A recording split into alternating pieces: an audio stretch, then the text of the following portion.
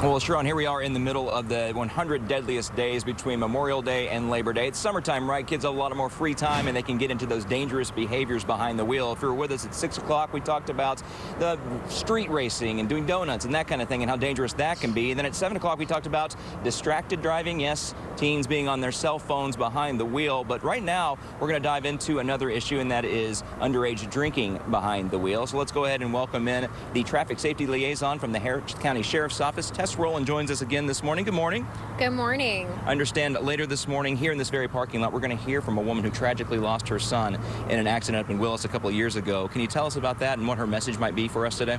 Yes, the Harris County Sheriff's Office is honored to have Miss Kelly Walker here to share how this tragedy impacted her life. Essentially, her son, Garrett Spry, was involved in a crash as a passenger. He was unbuckled in a vehicle. The teens had been drinking. The driver decided to do donuts in a parking lot and struck and hit a utility pole, causing Garrett, who was unbuckled, to be ejected. So he lost his life in this tragic crash that was preventable through the driver making the choice to not drink and drive, unfortunately. So yeah, combination of the drinking and driving and the dangerous behavior of doing the donuts. Yeah. Yes. The dangerous, risky behavior of doing the donuts, which unfortunately could have been inflicted by that of peer pressure, which is something that we talk about as being a leading cause also during the 100 deadliest days of summer, is the amount of passengers in a car leading to a driver to potentially take risky decisions.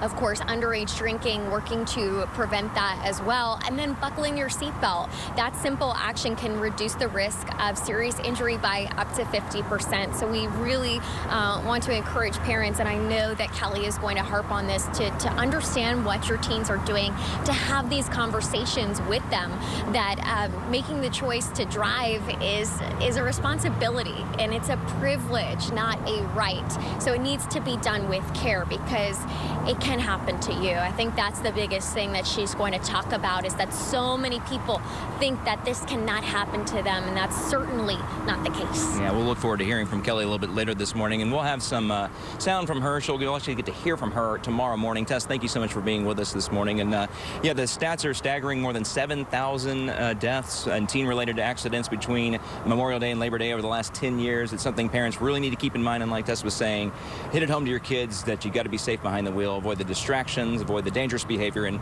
avoid the alcohol. Back to you guys.